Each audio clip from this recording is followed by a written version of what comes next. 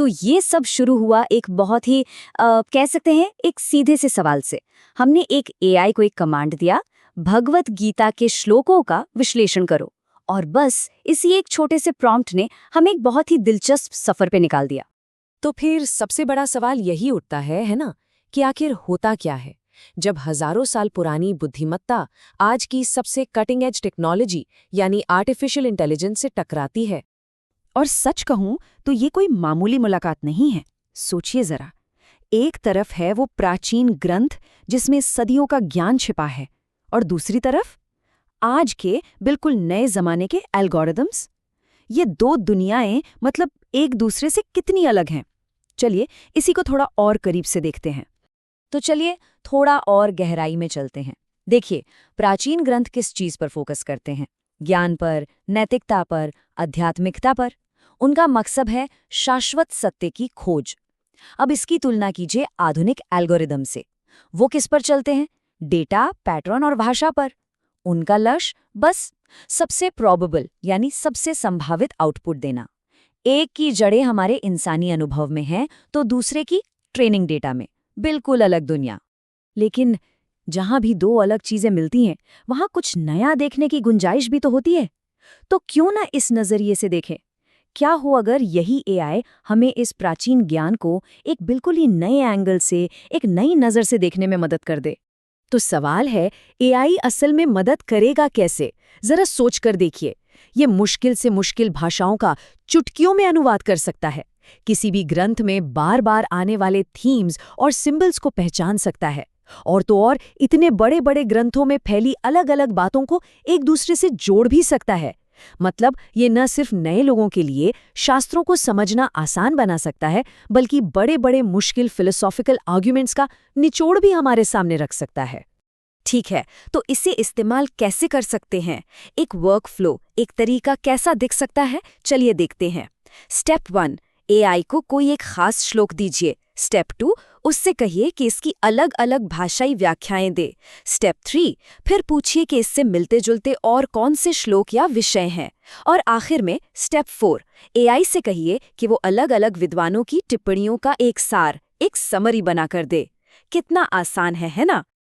और एआई ये सब इतनी आसानी से इसलिए कर सकता है क्योंकि ये जिस पैमाने पर काम करता है उसकी हम कल्पना भी नहीं कर सकते। जरा इस नंबर को देखिए, 2.5 क्विंटिलियन। ये वो डेटा है जो हर रोज पैदा हो रहा है। इतने बड़े डेटा के समंदर को खंगालने की जो एआई की क्षमता है, वो जाहिर है किसी भी इंसान से कहीं कहीं ज्यादा है। लेकिन जैसा कि हमेशा होता है, कहानी का एक दूसरा पहलू भी है, और वो है गलत व्याख्या का खतरा। क्योंकि देखिए, जब भी इंसानी ज्ञान को मशीनी भाषा में ट्रांसलेट किया जाता है तो बहुत मुमकिन है कि जो सबसे ज़रूरी चीज़ है, जो बारीकियां हैं, वो कहीं रास्ते में ही खो जाएं। और यहीं पर एक बहुत ही बुनियादी, एक फंडामेंटल सवाल खड़ा होता है। क्या कोई एल्गोरिदम सच में भक्ति, कर्तव्य या दिव्यता जैसी गहरी भावनाओं को समझ सकता है? क्या ये मुमकिन है? और बस यहीं पर सारा फर्क साफ नजर आने लगता है।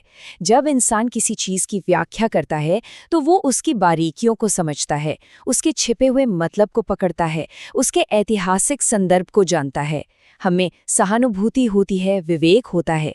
दूसरी तरफ एआई का विश्लेषण, वो तो बस लिटरल मीनिंग मतलब शाब्दिक अर्थ और कीवर्ड्स पर टिका है। वो स्टैटिस्टिकल प्रोबेबिलिटी पर काम करता है। उसमें सच कहूं तो असली समझ होती ही नहीं। और इस खतरे का एक टेक्निकल नाम भी है। इसे कहते हैं एआई हैल्यूसिनेशन। इसका मतलब क्या है? मतलब ये कि एआई पूरे आत्मविश्वास के साथ आपको कोई ऐसी बात बताएगा जो या तो फैक्चुअली गलत है या जिसका कोई मतलब ही नहीं बनता। और ये वो जानकारी होती है जो उसके ट्रेनिंग डेटा में कभी थी ही नहीं। वो इसे बस बना देता है।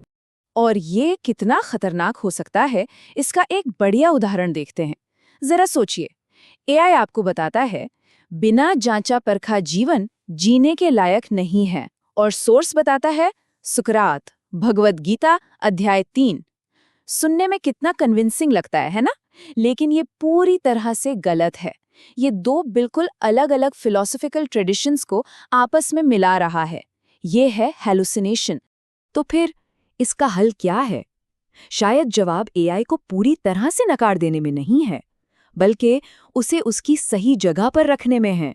उसे एक गुरु या टीचर की तरह नहीं, बल्कि एक बहुत ही पावरफुल टूल, एक उपकरण की तरह देखने में। मतलब हमें टेक्नोलॉजी और परंपरा के बीच एक सही बैलेंस, एक संतुलन खोजना होगा। इसे ऐसे समझ सकते हैं, एआई एक बहुत ही ताकतवर एनालिटिकल लेंस की तरह है, जिससे हम चीज़ों को देख सकते हैं, लेकिन वो खुद वो आंख नहीं है जो देखती है, या वो मन नहीं है जो समझता है। वो बस एक जरिया है। और इसी बैलेंस को बनाए रखने के लिए इंसान की भूमिका सबसे ज्यादा जरूरी हो जाती है। किस लिए? सही सवाल पूछने के लिए। एआई जो भी आउटपुट दे रहा है उसे क्रिटिकली इवैल्यूएट करने के लिए, उसे सांस्कृतिक और आध्यात्मिक कॉन्टेक्स्ट देने के लिए, और सबसे जरूरी उस इन्फॉर्मेशन को असली विजडम यानी सच्चे ज्ञान में बदलने के लिए। ये सारे काम इंसान को ही करने होंगे। तो फिर अंत में लक्ष्य क्या है? लक्ष्य एक मशीन से जवाब पाना नहीं है, बल्कि अपने लिए और बेहतर सवाल खोजना है। ये एक ऐसा जरिया है जो हमारी जिज्ञासा को और भी गहरा कर सकता है। और यहीं पर ये पूरा विश्लेषण हमें एक बहुत बड़े सवाल के साथ छोड़ जाता है। जरा सोचिए, जैसे जैसे हमारे बनाए हुए टूल्स और ज़्यादा स्मार्ट होते जा रहे हैं, तो फिर ज्ञान की इस खोज में हमारी अपनी भूमिका क्या रह जाती है?